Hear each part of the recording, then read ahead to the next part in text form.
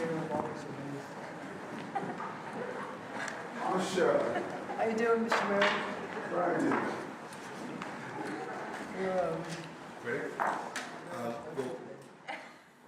Well, we are so grateful to our mayor for coming by back to his home borough here in Brooklyn to learn a little bit about our Civilian Climate Corps.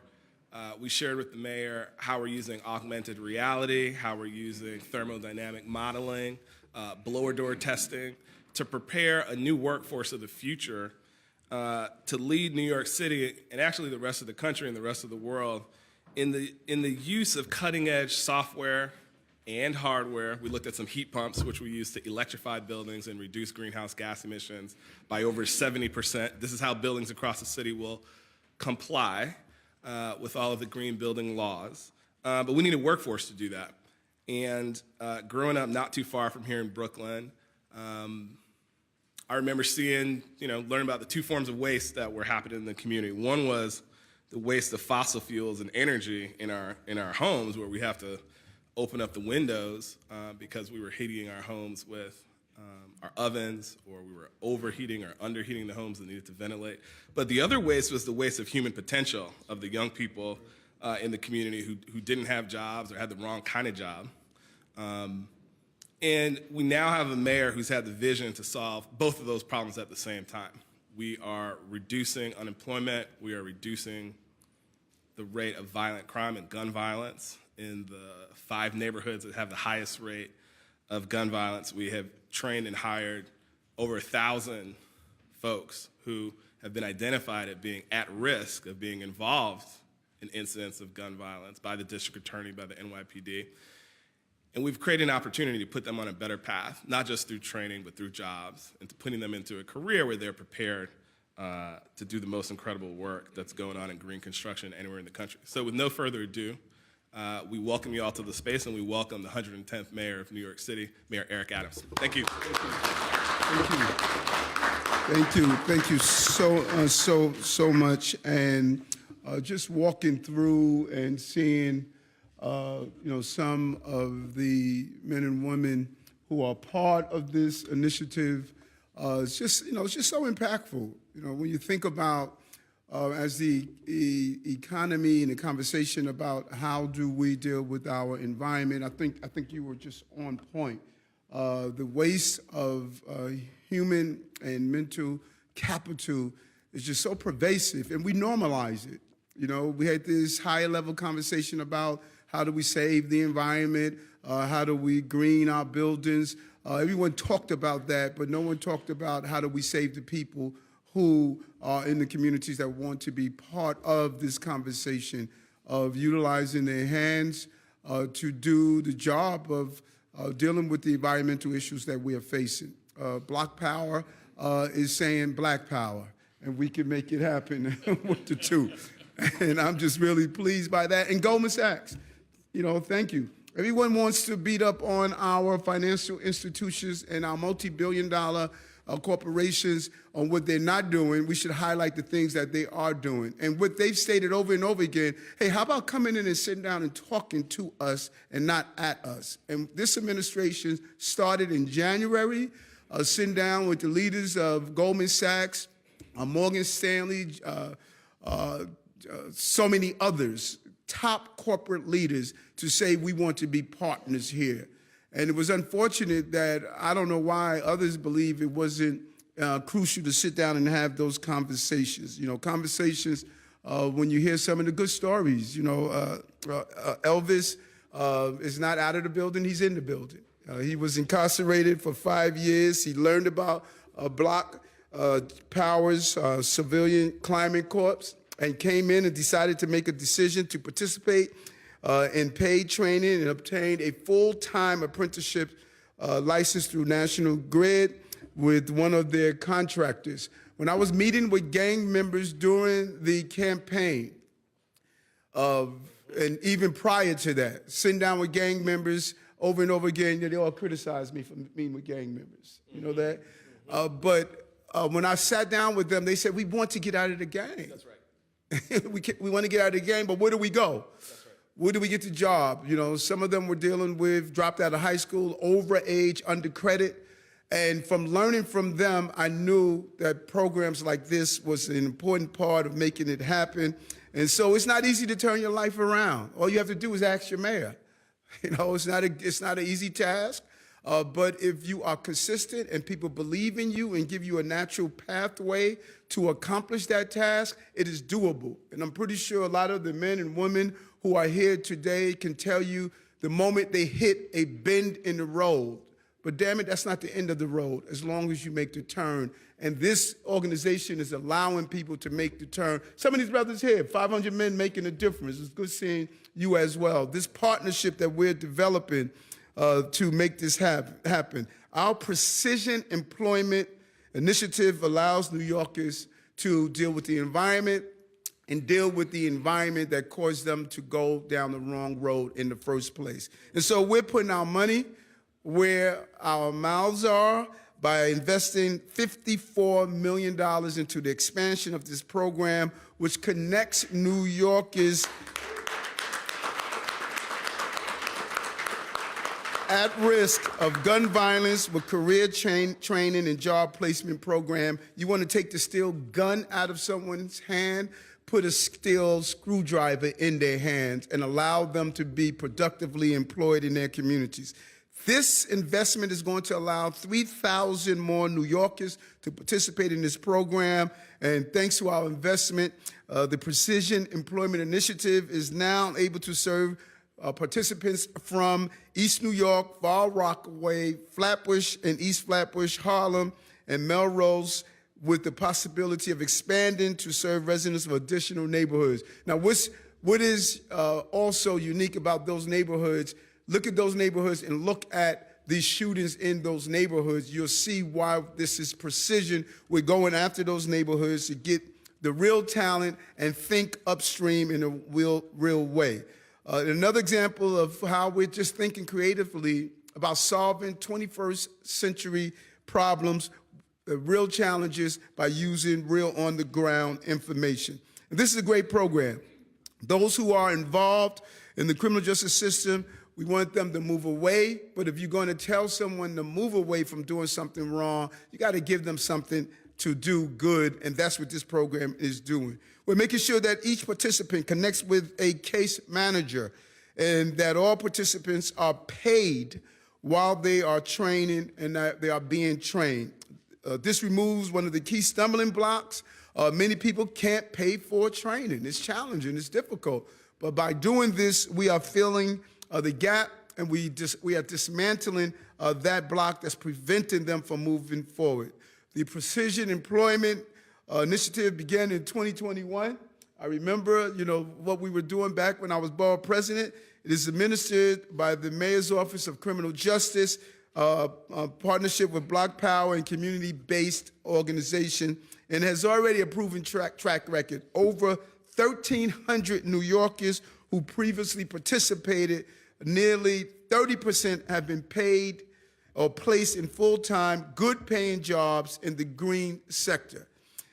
And 62% have passed their OSHA training. Those are some great numbers. A majority of the participants are Black and brown communities that have historically been left out of the emerging, profitable green sector. We want to change that conversation and mindset. Walking through, listening to some of these participants, it was amazing how they articulate how to use the equipment and the opportunities that are available of really starting their own businesses and going after some of these RFPs that are available. They don't have to be subcontractors. They can be primary contractors. This fills into what we're doing about MWBEs is all coming together. And the majority were underemployed or unemployed. We're filling that gap. In Brownsville and Mott Haven, two neighborhoods first served by the program, as was mentioned, shootings declined by 21% and 35% respectively. So we are creating jobs, bringing down gun violence, and bringing new labor into the green sector. Public safety is not just a police job. It is about giving people a job. And if we want less crime on our streets. We must make sure people are employed and they see the opportunities of the future. Green jobs is going to bring green dollars into communities and really put people on the pathway of success. This program offers youth training in conflict resolution and emotional intelligence. These are skills that New Yorkers need in order to succeed. And so I want to thank Goldman Sachs, Block Power, founders like our CBO partners and the Mayor's Office of Criminal Justice. This is a real win. I'm really excited about this program. This is directly in line of what I believe. I'm a carpenter, by skill. Yes, you find that hard to believe, don't you? That's my therapy. I love miter cuts. I love doing framing. I love doing woodwork. It's a skill that they can have forever. And I'm just really proud, and I just want to say thank you. I'm happy to be here with you today and participating in this program. And you can feel the energy in this building of that something special is happening here. More than a tree is growing in Brooklyn, good jobs are growing in our city. Thank you very much.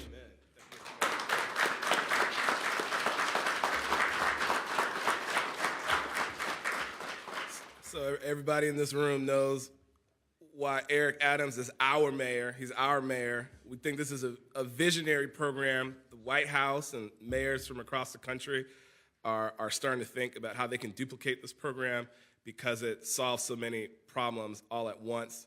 We're going to have some quick comments from Kahina, the Vice President of Urban Investment at Goldman Sachs. So I want to welcome you to the podium.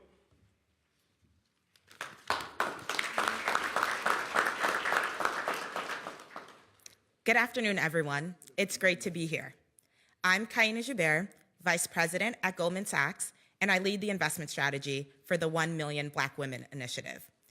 First, thank you to Mayor Adams for his leadership on this issue, and thank you to Donnell, Baird, and the whole Block Power team. I also want to acknowledge my colleagues who are here today, Michael Lohr and Jill Nee, who have been working closely with Block Power to make today possible. Goldman Sachs is proud to partner with the mayor and Block Power to provide the capital to significantly expand the city's Precision Employment Initiative. This facility will help combat the gun violence crisis and help those at greatest risk find good-paying green jobs to drive our economy forward. More than a year ago, Goldman Sachs launched its 1 Million Black Women Initiative, committing $10 billion of investment capital alongside $100 million of philanthropy to address the dual, disproportionate gender and racial biases that Black women have faced for generations, which have only been exacerbated by the pandemic. The Precision Employment Initiative is exactly the type of program we work to support, aligning directly with our mission of driving inclusive economic growth and the workforce development pillar of 1 Million Black Women. Block Power is targeting a significant portion of program participants to be Black women and will also have specific training for women, including construction programming. As the programming is already driving results, serving over 1,000 New Yorkers, employing and training them to reduce the threat of gun violence in our most impacted communities. We are excited for its expansion, but also its impact. We look forward to continuing to partner with the mayor and Block Power on this important issue. Thank you.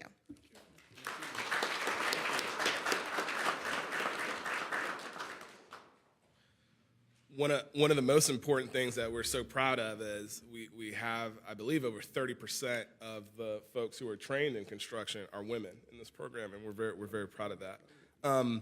We are going to have quick comments from one of my favorite participants. We actually stole him away from the program. He works directly for our company now, Wesley Booker. But before that, wanted to take 20 seconds and share a quick story of one of the stories that's really moved me. We had a gentleman who was incarcerated for 17 years, and he came out, reconnected with his family, wasn't quite sure how he was gonna meet the expectations of his children, and was he gonna find work and be able to get involved in their lives. And we were able to get him trained and get him a job at our sister startup, Aclima, who's here today. And you might have seen the Aclima vehicle outside. It has sensors on top of the car that will measure pollution, and it drives all over New York City and 10 other cities around the state to measure and map pollution all over New York City. So now he has a full-time job. He's doing well. His kids are proud of him. He's proud of himself. And that's what this program is about. And to exemplify that, we have comments from Wesley Booker, who is one of our Civilian Climate Corps members and a member of the Block Power Corps staff. Wesley?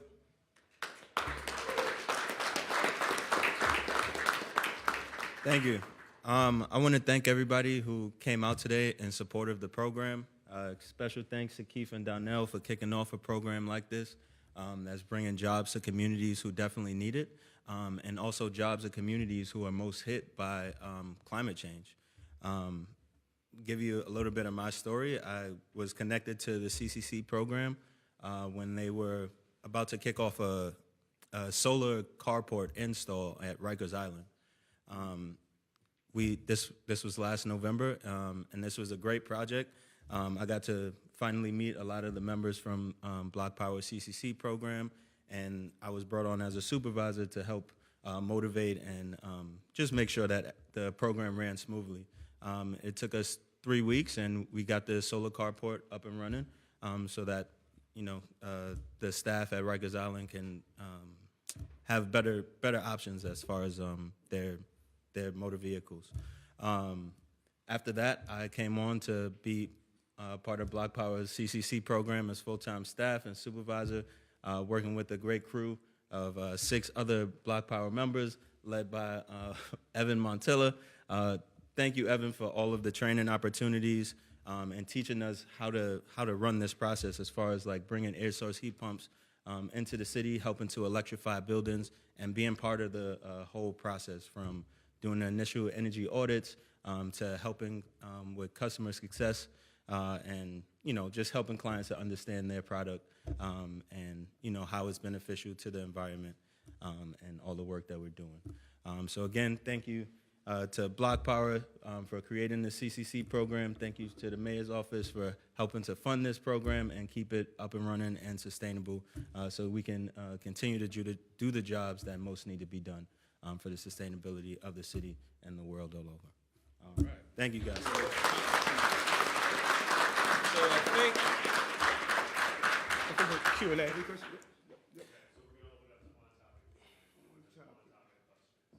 topic, Marshall. I want to ask Mayor about Goldman Sachs' role in the initiative. When the initiative was launched under the previous administration, as you mentioned, Goldman Sachs was not involved. Just curious if you can elaborate a little bit on why you find it important to involve Goldman Sachs in this, and secondly, exactly what Goldman Sachs' role is here. Are they providing funding, or how's it going to work? Let me provide the specifics, and then the mayor can provide the strategy. The mayor outlined a vision of public-private partnership with our technology companies here in New York City and with our leading financial institutions. They're a competitive advantage for all of us. This is not an easy project to execute. We know that we have $16 billion of green construction that we're going to need to do in New York City over the coming years. Goldman Sachs is going to be a huge partner in that. We know that $9 to $10 billion of that $16 billion is going to go to construction firms. How do we prepare prime contractors, as the mayor said, women of color, from low and moderate income communities who are going to hire our folks as we go after that $11 billion of green construction work. And so the mechanics are that Goldman Sachs is one of our core partners as Block Power, as a venture capital-backed startup. They finance when we electrify buildings and remove fossil fuel equipment from buildings and replace it with green energy in low-income buildings. Goldman helps us to finance that. And when we have working capital needs broadly across our company to make sure that we can deliver on the high goals and metrics for this project, Goldman is always there as our core partner. Mr. Mayor? No, I think you hit it out the park. Day one, when I actually prior to taking office, I immediately sent out a call to my corporate community. I sent out and told them, I don't know what the relationship was like previously, but I need you. I need for us to have a partnership with great solutions. Our corporate communities, they run their businesses the right way, and we have to get in the business of running our city the right way. This is a corporation. NYC, New York City, is a corporation. I am the CEO of this corporation. And, you know, as it was mentioned, you know, the project that's being done for black women, identifying the problems of hiring, of building those businesses, it was just right in line. And I did not sit down with one corporate leader that stated they didn't want to help. They said no one asked them. And so I'm asking them every day, all day, and we're seeing that. You've been at press conferences where we're doing our internship program, where we're doing about training young people, our summer youth employment. They have been stepping up day after day, month after month, and we want to continue to do this. We have just started begging. We got more begging that we're going to do with our corporate entities. Oh, yeah, Michelle Law Protocol. I'm just curious if Donnell and Mr. Mayor, if you think other cities can replicate this, and you know what the roadblocks might be in their way, and if you're having conversations with other city mayors about them doing a similar kind of program. I want to mention something quickly. I was in the room when Mayor Adams met with mayors from around the country at the Clinton-Goldman Initiative a few weeks ago. As you know, CGI came back, and there were mayors from Cleveland and Baltimore and Little Rock, and our mayor was there to host them because, of course, this is New York City, and he wanted to welcome them to the city. So he hosted a little luncheon for them. And we talked a bit about a lot of different initiatives. The mayor had some ideas around how we can use the largesse of New York City to help partner and empower smaller cities to do bulk purchasing of green construction or equipment that they may need. A lot of cities, if they call Home Depot doesn't pick up the phone. Right. But when New York calls, they always do. And so how can we help smaller cities to get discounts and information like that? The mayor, of course, had to leave because he had to move on to the next set of events. But after he left, the mayors of Cleveland and Baltimore and Little Rock were so excited to have the opportunity to partner with New York City and kind of fall in line under the vision and leadership that's being established here. And also specifically for this program, they're very excited about trying to figure out how they can duplicate this program to solve the labor shortage in their communities, in their cities, while preparing a workforce for the future, while reducing crime, while creating opportunities for minority and women and prime contractors in the construction sector. So in particular, folks are very excited, but the mayor may have more comments to add. So there's a lot of excitement. I would say in addition, we did speak with folks in the White House about the program.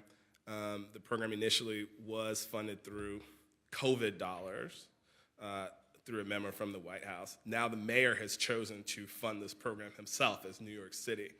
And the innovation that's been generated through the program, we know that the White House is really interesting because, I mean, take a step back to 2 years ago. We had Black Lives Matter protests. It wasn't clear the disconnect between communities of color and the police. This is something that's new and fresh and different. Of course, it's our mayor who came up with it and is investing in it. And we do think it is a model for different cities across the country. So do they. Any other on topics? Kelly? Yeah, I just have a question. Who identifies these at-risk individuals? How do you guys reach them? Are you going to job fairs? Do you already have people on the ground? How does that work to like bring in the actual person? Obviously, if you have been impacted by gun violence, you're not thinking, oh, a green job is the thing for me. I mean, are you convincing these people? How are you getting them into the program? That's a really great question. It's really important. Thank you.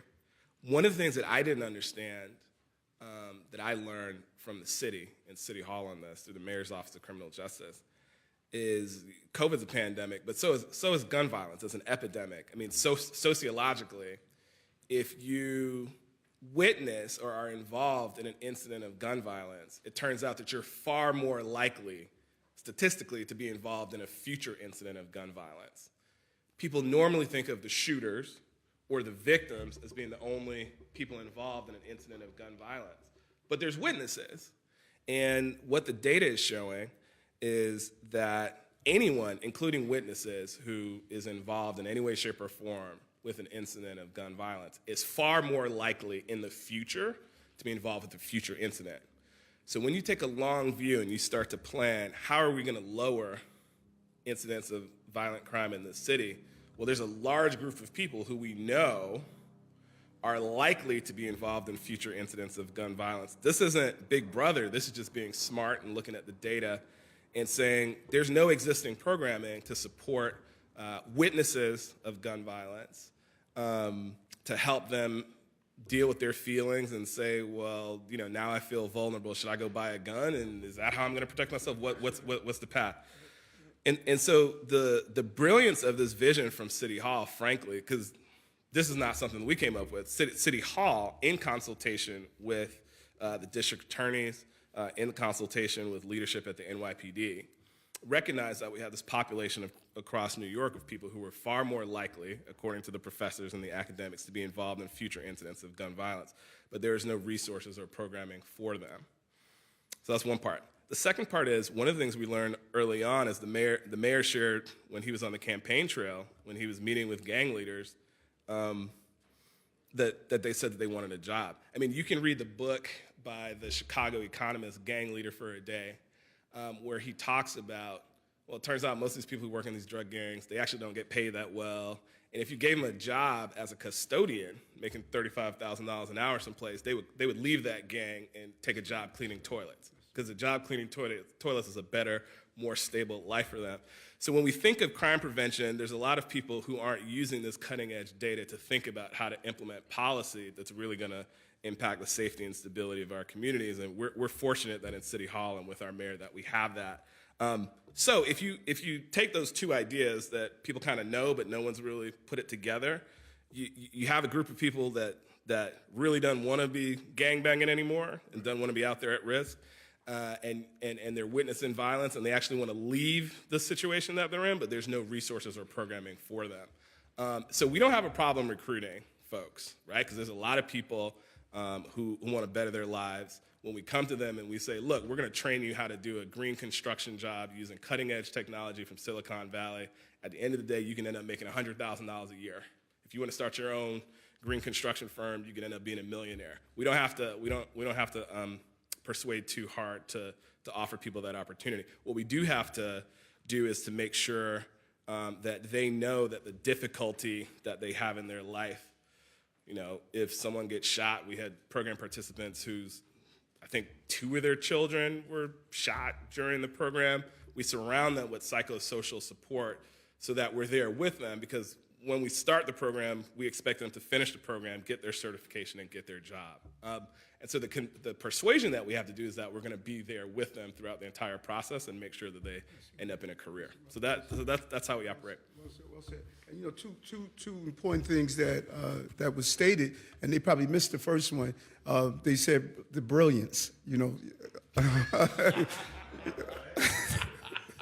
It's a brilliant program. It's a brilliant mayor. You know what I'm saying? You know, They're not going to print that line.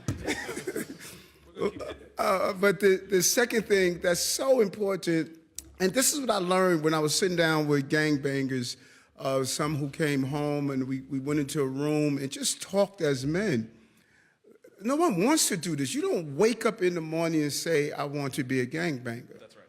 You know, when you have cut off all the other avenues, if you happen to have a learning disability, happen to be dyslexic, happen to, went through a broken home, or happen to not have those services, no one is there to navigate you through the opportunities. And so if we were just doing a job training placement program, this won't succeed. Right. You have to be able to meet people where they are to take them where they ought to be. So if you go to other parts of the city, they can't give you a narrative of, I lost two of my loved ones were shot. So there's no built-in program that someone else can put together that does not understand the totality of the client they're working with. You must have something to deal with. Hey, I just lost my best friend to gun violence, and now I'm tempted to go out there and respond. So you have to have this system in place that, no, we're going to nurture you through this painful moment. That's the real part of what we are doing. That's the real part. That's what people underestimate. I'm not trying to be ideal. I'm trying to be real. Got to deal with people where they are. And if you aren't where they are, it's difficult for you to know where they are right now. And I was there So there's nothing special about me. There's nothing, that, hey, Eric was the best. No. I was just lucky. And I had nurturing. And now we're going to apply that nurturing to these brilliant people who are in this program. They want to put down the guns. You go out today and walk the block today and ask the average person, where do you go get a job? They can't answer. That's part of what Deputy Mayor Maria Torres Springer is doing. We need to simplify the mechanism to be employed. Yes, all of us know how. We go to LinkedIn, we put our profiles, we do all this other stuff. But the average person in the city that's going through a difficult time, they have no idea how to find the availability of jobs that are out there. My job is to make employment, training, and opportunities to simplify it. That's what we're doing. Okay, let's take some more on topic. Normally I ask everybody to leave, but, can some of you brothers come stand with me just on topic? Because, they like hard on me. So I want to show some strength. I want to show some strength. I'm in Bed-Stuy. So, some of y'all come and stand. Let me see some strength.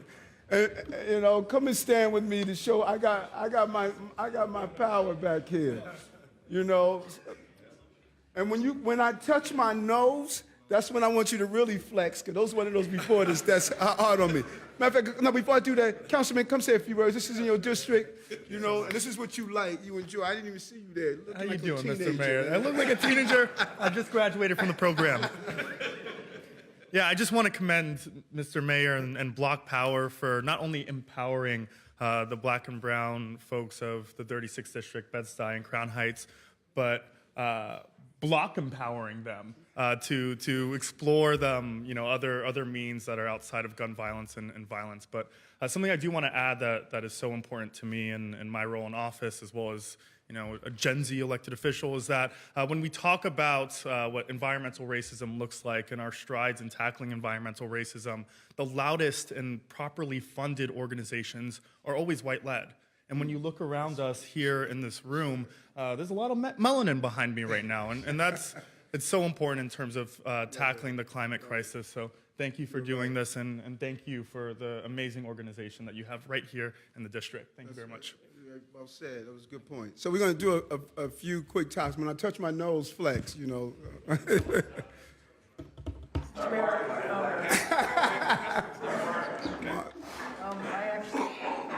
actually have a two-part question. Yes. To do with migrants. Yes. The first question is this. So you opened a new facility on Randall's Island for migrants the other day. It's literally a hop, skip, and a jump from a homeless shelter that was built in an old 65-year-old psychiatric facility, which is crumbling and horrible. The elevators don't work, the food is terrible, the people are all upset, and they say it's unfair that the migrants who are coming in from another country are being treated so well with nice facilities when they, who are Americans and who are New Yorkers, are living in squalor. And they're asking for you to go and take a look at the conditions that they're living in and to do something about the conditions they're living in. Your reaction to their charges of unfair treatment. Yeah, right. I like that. And you didn't hear that. We say we're sending workers over to fix the shelter. Prior to their invite, I was on Randall's Island. I went to Randall's Island to visit some of the shelters. It must have been around about 11:30, 12 a.m. at night. I went to see the conditions, to visit there. Help is over there. I think it's Help USA. Yes, I went. So I have been there. I visit homeless shelters. They think it's terrible. Right. And so this is not about comparing those who need assistance and care from the city. We're not doing that. And we're not going to, you speak to some that will look at who's there in the shelter on Randall's Island and say, well, why am I not on Randall's Island surrounded by water? There's always going to be reasons that people are going to feel as though someone else is getting something better than them. My job is to make sure everyone gets a place to sleep that's safe, 3 meals a day, and the support that they need so they can cycle out of being in the shelter. And that's what we're doing. And those who want to come and see what those asylum seekers are receiving over in the HERC, then we allow them to do so. But remember, there's a lot of people that are saying that we shouldn't even have the HERC. 8.8 million people, 35 million opinions. second part of my question is. Yes. The number of asylum seekers has now reached over 21,000 people, which is a tremendous problem for you to deal with. Yes. And it's costing a lot of money, and despite your pleas from Washington Aid, so far nothing has come through. I wonder at what point, given the fact that you have a budget that you have to do a budget modification next month and a new budget in January, at what point do you have to start cutting city services in order to deal with this massive emergency that you're being faced with? Well, I think in hindsight, two things we should look at. Number one, why it was crucial that I communicated to New Yorkers a few weeks ago on what we were dealing with. There was an honest moment that I had to tell New Yorkers what we were dealing with and what I needed from the federal government. And the president responded. They did a decompression strategy. We were getting 8, 9, 10 buses. After we communicated with the White House, they responded. They put in place a decompression strategy. I think today we received 2 buses. Yesterday we received 2 buses, a substantial decrease. Only 2 people got off those buses of the Port Authority, of my concern, that wanted to go to other places. And so it's clear that we navigated through this storm. We don't believe we're there yet, but we need to really look at how this administration dealt with a real crisis. We would have continued getting 10 buses a day, 9 buses a day. That would have had a major impact on the future of our economy. We have over 21,000 now. Close to 19,000, 18, 19,000 are still in our care, but there's a real system that we have in place, and it's an economic challenge. We need money from the White House. We need to allow people to be able to work. At some point, the huge amounts of money that you have to spend to deal with this crisis is going to take its toll on the services that you have to deliver to the 8 million people that you represent. My first priority is for long-term New Yorkers that are here. That's my first priority. And I'm always going to keep that in focus, and I'm always going to fulfill that obligation. And that's why we need the federal government and we need the state to also assist us. This is a national problem, and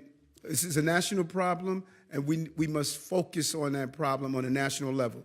The president took the first step to doing that. The White House did. We're happy that they did, because it was more than just funding. We said we needed to stop the flow, and that's important.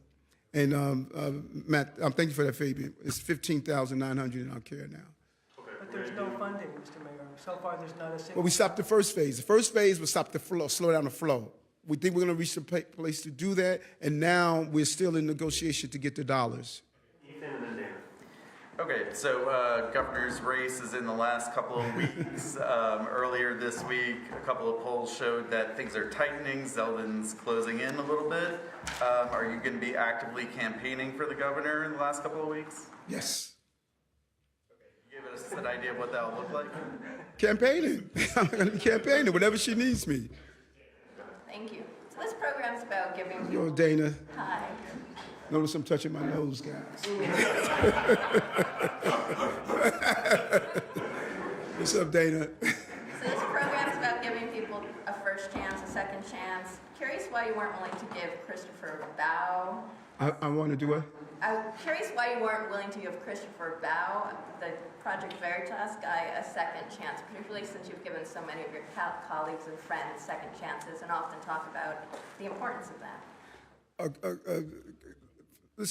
The first tape we saw, Christopher made disparaging remarks about me. The team came to me and stated, you know what, are we getting rid of him? And I said, no, people crap on me every day. You gotta be thick-skinned. This is what being a mayor is. Being a mayor means you're crapped on, But when you have disparaging remarks about first responders, that's unacceptable. It's not tolerated. My team didn't have to call me again. I said, that's not acceptable. I know what first responders went through. I cannot allow that to happen, and my team cannot be a part of that. So it wasn't about we did give him a second chance. The first day, team came to me, I said, no, got to be thick-skinned in this business. But my first responders don't have to be thick-skinned, and I'm going to stand up for them. I have a two-part question for you. The first part, transit crime is up.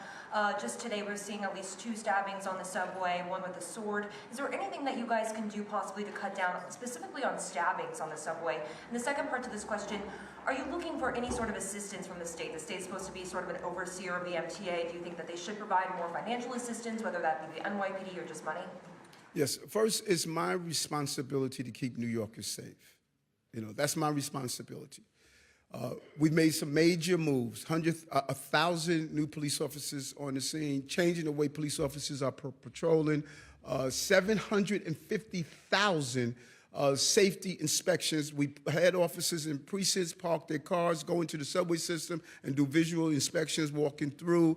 19,000 injections of those who, over 19,000 of those who didn't follow the rules, 75,000 summonses, 5,200 arrests.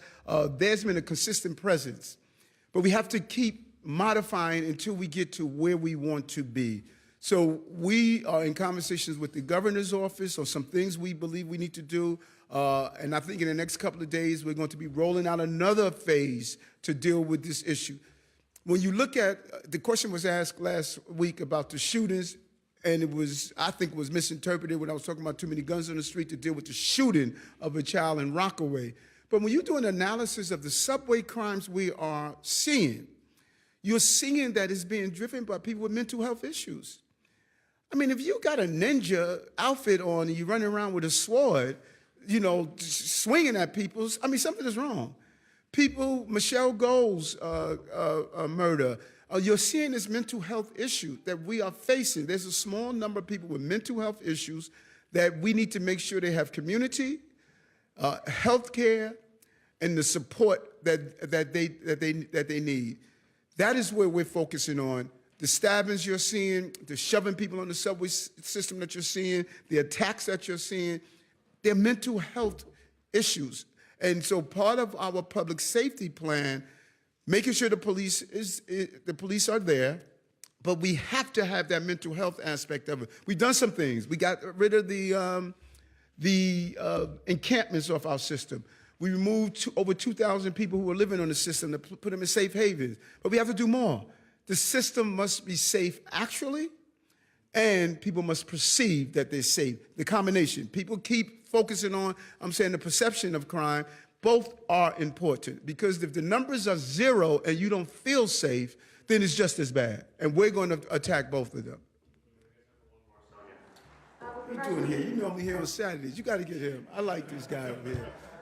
With regard to the asylum seekers who are already here in the city seeking asylum, whether or not they're in the shelter system, it seems like there's a lot of legal red tape between them and being able to work legally, even if employers want to hire them. What needs to happen in order to expedite that?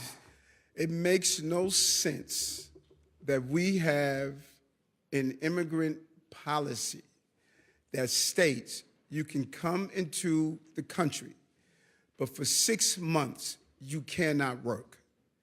That just makes no sense. So for 6 months, the city, like New York, we're obligated to provide food, shelter, and all the other needs. We need the federal government to modify that, just as we did with Ukraine. We need to modify it. And the irony of it all is that while we're telling 21,000 people and the representative, the working age people, that they can't work, we're dealing with a shortage in jobs. Some of these asylum seekers are nurses. Some of them are professionals. We have a shortage of jobs that we need to fill. And so we're hoping the federal government do the same thing that we did during the Ukrainian war, of allowing individuals who are here to work, who want to work. It's important to do so. You can't have single-age men sitting around doing nothing at all. That is not a winning solution, and we think we have to do a better job. Hold on, I gotta get this guy. He's going to ask a tough question. Just wondering, where's your police commissioner? Why hasn't she taken questions in 2 weeks? That's news to me. She's been very front and center. She enjoys taking the questions, you know, so she's DCPI. You know, find out what's going on with DCPI. You know, every morning she's on the ground. Listen, I think Police Commissioner Sewell is a real winner. Showed the level of brilliance. Whoever decided to pick up, that was me. You know, I just think she's a winner. I think that she has the right temperament. She brings the right energy to be the first woman police commissioner in the city. She has really set the bar for whomever comes after her, and I'm just excited about having her here. Thank you very much.